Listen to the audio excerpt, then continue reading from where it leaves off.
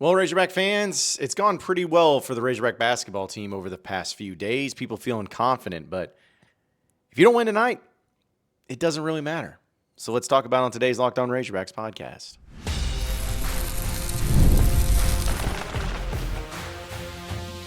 You are Locked On Razorbacks, your daily podcast on the Arkansas Razorbacks, part of the Locked On Podcast Network, your team every day. And welcome into Locked On Razorbacks podcast. I am your host, John Nabors. I'm also the host of Inside Arkansas Live, which you can catch every weekday starting at noon on Inside Arkansas and InsideArkansas.com. Today's episode is brought to you by Game Time. Download the Game Time app, create an account, and use code LOCKEDONCollege for $20 off your first purchase. Hope everybody's having a wonderful, wonderful Wednesday as it's game night tonight. And to answer your question, no, I still don't have my luggage. That's why I'm still using this microphone and everything. Really hope it gets here soon, so thank you. For that particular airline that's done that to me. But still, we'll talk a little bit about Razorback basketball in general, specifically about Nelly Davis here in a second, and also look back on a few of the more memorable games when it comes to Arkansas and Texas, because I don't know if you guys heard about it, but Arkansas and Texas play each other tonight for the first time since joining the SEC, Texas that is, as conference foes. Now, the game is going to be a late one tonight. It's going to be at 8 o'clock Central Time, and the game's going to be there in the Moody Center down there in Austin. Now, I was looking up some of the information about it, and I was pretty surprised to see that the Moody Center, the new Moody Center down there, holds just a little under 11,000 people. I'll be curious to see what the crowd looks like, but you know, there's a certain level of need for Arkansas to win this game. You need to win quite a few games. We even talked about it yesterday and how Arkansas just needed to take care of business and win essentially 5 of their final 10 games the rest of the way if they want to have a chance in making any sort of NCAA tournament bid. Even then, it's no guarantee, but at least get you on the right path. And to do that, you pretty much got to average going 1-1 the rest of the way every single week.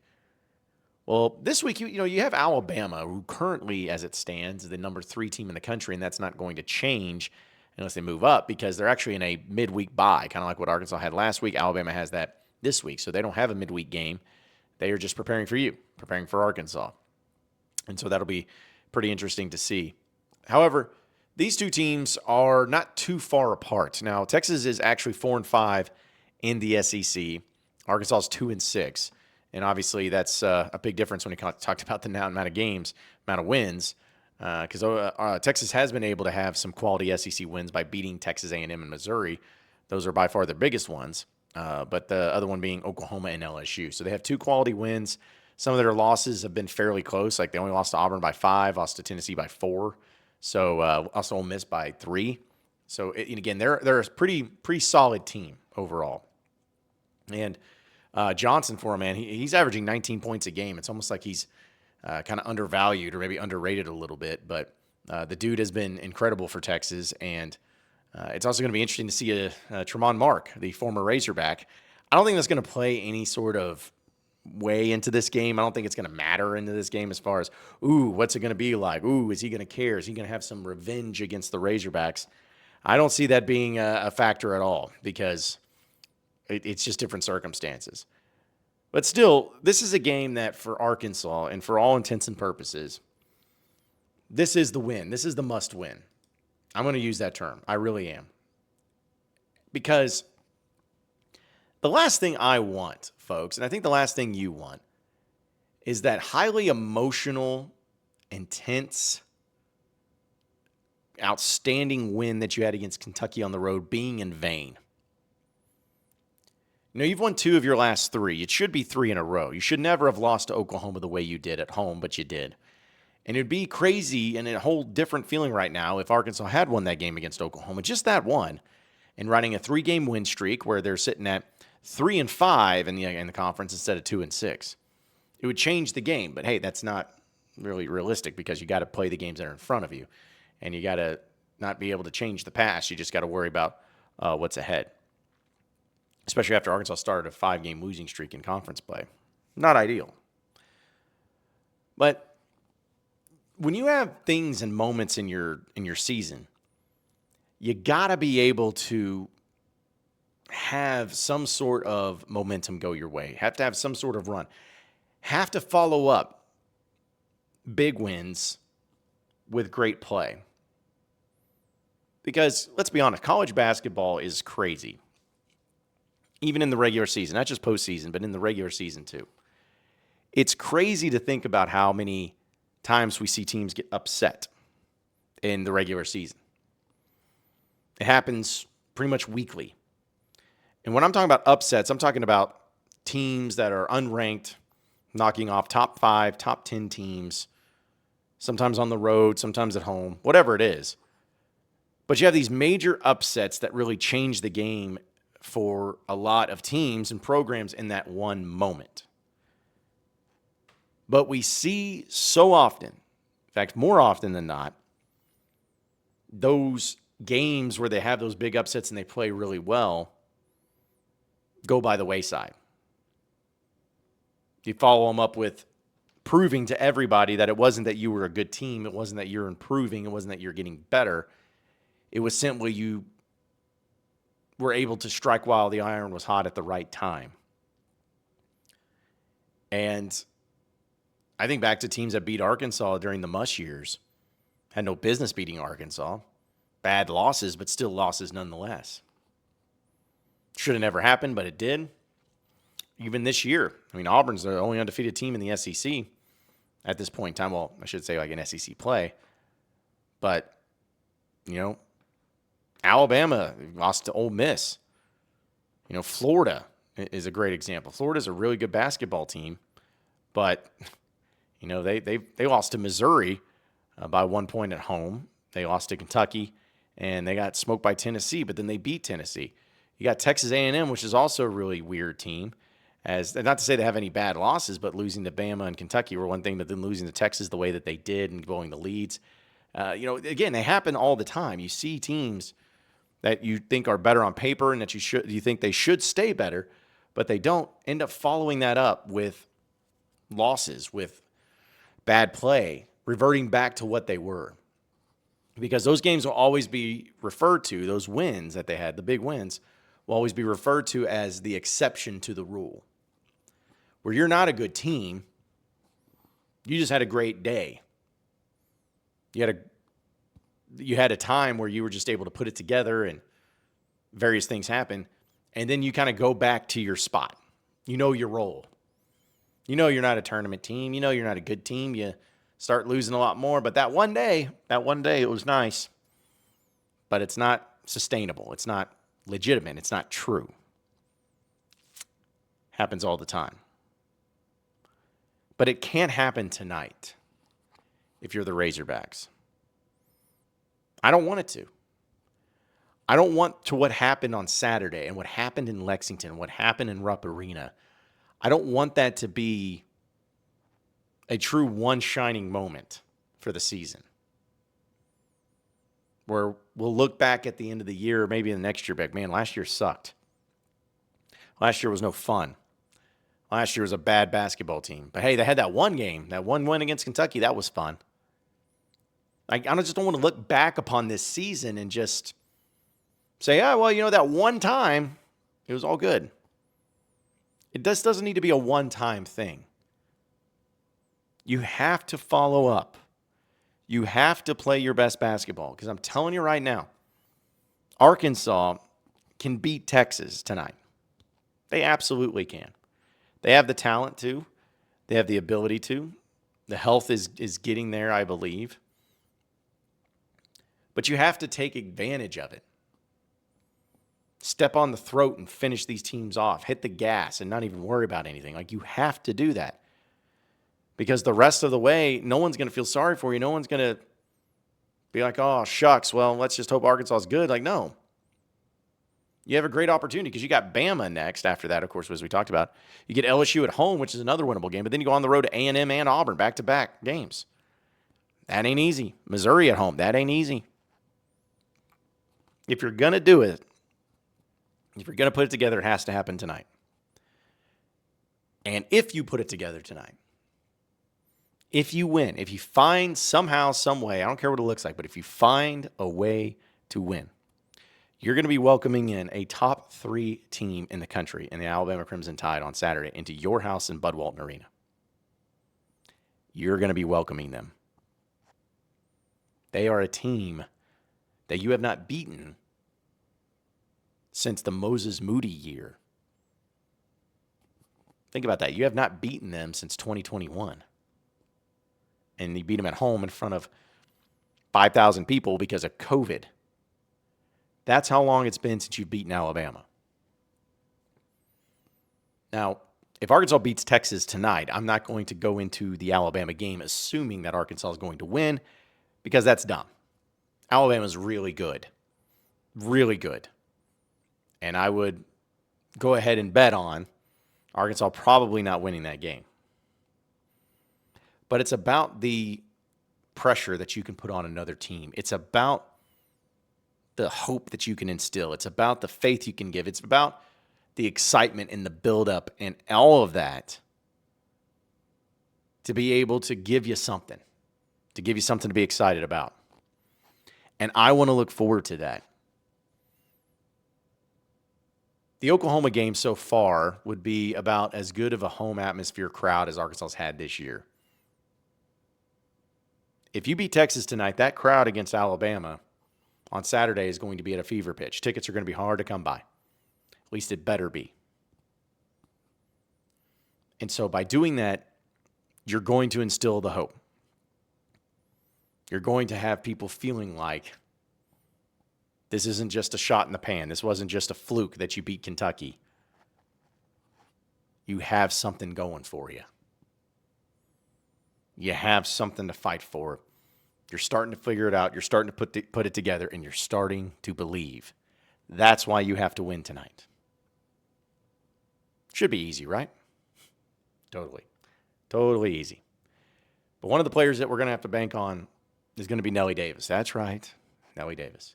We'll talk about that here on the other side of the break, so stay with us here on the Locked On Razorbacks podcast. All right, Razorback fans, I am here to tell you about the Game Time app. If you're looking for tickets for your next big event like that Arkansas-Alabama game on Saturday in Bud Walton Arena, it could be that. It could be the concerts. It could be a comedy show, sports games of other sorts. Finding the right ticket at the right place is always a headache, but with Game Time Picks, it's never been easier. Let me tell you how it works. With Game Time Picks, the app does all the hard work for you. It curates the best deals so you don't have to waste time in searching all of the endless ticket listings. And I've been using Game Time Picks for a while now, and here's why I love it. The curated deals make it super simple to find great tickets at a great price. No more sifting through all of the thousands of different options. I recently grabbed a super deal for a prime seat, and I couldn't believe the value. What a steal. It was incredible. And the seat view that they have, of course, is a game changer. Before you ever hit buy, you can see exactly where your seat's at and where it looks like in the venue. It makes it very reassuring for all of us. And the best part is that you're covered with Game Time's lowest price guarantee. If you find a better deal somewhere else, they'll refund 110% of the difference. Plus, your tickets are guaranteed to be delivered on time with easy cancellation options if something pops up. So if you're ready to make your next event even better, download the Game Time app. Create an account and use code LOCKEDONCollege for $20 off your first purchase. Terms apply. Again, that's code LOCKEDONCOLLEGE for $20 off. Download Game Time today. Last minute tickets, lowest price, guaranteed. All right, so moving on into the next segment of the Locked On Razorbacks podcast. Nelly Davis had a great game against Kentucky. About time, right? I felt really bad for Nelly at times because it was just insane how much he was struggling. No one could put their finger as to why. No one could really understand why, but, you know, you didn't care because he got it done. And when I say he got it done, if you look at he played 38 minutes, almost the entire game. He went 7 of 14 from the field, 3 of 6 from 3, 1 of 2 from the free throw line. He had 5 rebounds, 6 assists, 2 steals, and only 1 turnover. Folks, that's about as efficient of a game as you could ever ask for out of Nelly Davis, all things considered. And I know that Adu Thero is your best player. And getting him involved and having him do his thing each and every game is going to be crucial. I mean, for crying out loud, this guy had 21 points and 8 rebounds, 3 steals. It was incredible. And also it doesn't hurt if Big Z's out there hitting threes. I mean, again, we all know how it can be done. We all know what it can look like. But to me, it's always about Nelly Davis. The offense just seems to be another level when he's confident and he's hitting his shots. He's not going to be perfect, and he's not going to continue to make all decisions. But, folks, what we saw on Saturday in that moment when the lights were brightest, he stepped up. I mean, the whole team did. Don't get me wrong. But, listen, we saw this year at different times Big Z step up. We saw Adu Thero in big games step up. We saw DJ Wagner in big games step up. Even Boogie Flan, I know he's hurt now, but we saw him in big games step up. But John L. Davis was really the one that we all were waiting on. It's like, okay, when's this going to happen? What are you going to do?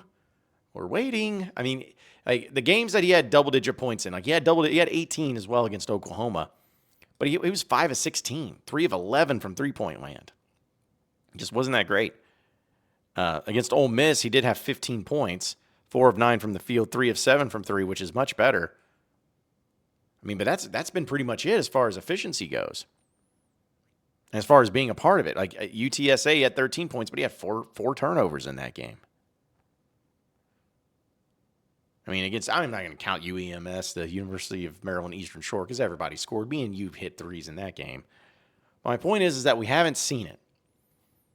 And for that to happen in that moment, for it to be when the lights were the brightest, Nelly Davis answered the call.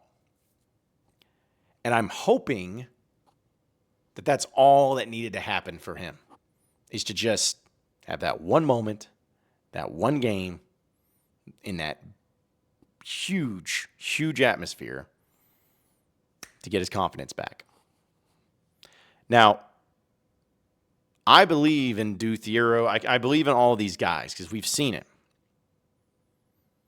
But I just feel like if Nelly Davis is having his game and having the offensive game that we all know that he's capable of, it opens up everybody else. You know, he's better with the ball in his hands, being able to create shots, rather than, you know, you having to count on these other guys, which are really good and can help you offensively. But to me, it's about Nelly Davis and being Nelly Davis and him having that ability in these games to not only hit his threes, but to hit his free throws, to keep the defense honest, where he's not just shooting nothing but threes, but he's going inside. He's hitting those elbow jumpers.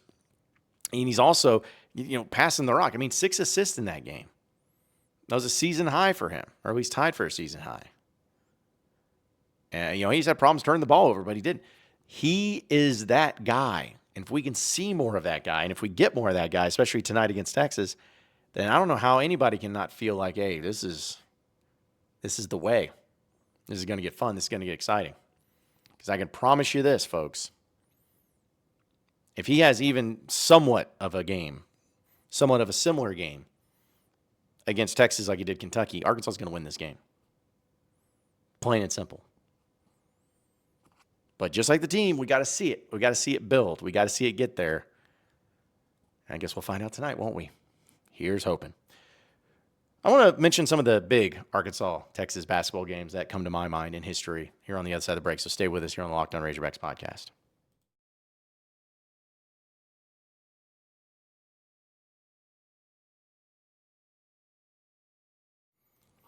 All right, so moving on into the next segment and the final segment of the Locked On Razorbacks podcast. Arkansas and Texas. We all know about the football pageantry and tradition, and now that Texas is part of the SEC, it gets pretty interesting because of the ways that these teams, and again, have their history. Arkansas is 87-68 all time against Texas. So they completely and totally own Texas in the history. And you think about some of the incredible games that they've played and gone against each other is really cool. And think about the history, because Texas, I mean, they went a long time where they were fine. You know, in the 70s, they were pretty good, had a few years in the 80s, and then in the 90s, but then they kind of just, you know, been all right. Rick Barnes, when he was there, he had it going a little bit, but it was more about the regular season than anything. But when I think of the first Arkansas-Texas game, that comes to my mind just because it was something I watched. I remember that time when it was the John Pelphrey year where they went and beat Oklahoma and Texas in back-to-back weeks in Fayetteville. I was at that game. It was one of my first student section games, at least I think it was my first year.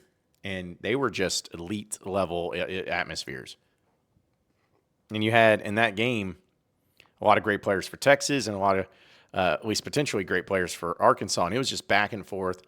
No team ever pulled away, really. You had some people back in the mix and some history made. I think John Pelphrey was wearing a red blazer just to kind of really soak it all in. Just all that stuff going on was making it so much fun. And Arkansas won, just barely, but they did win. And it was really exciting and really a lot of fun to see. So I think about that one. Of course, think about the one that I guess I was technically alive, but it's one that you watch highlights of is Arkansas when they beat Texas when Nolan Richardson walked off the court.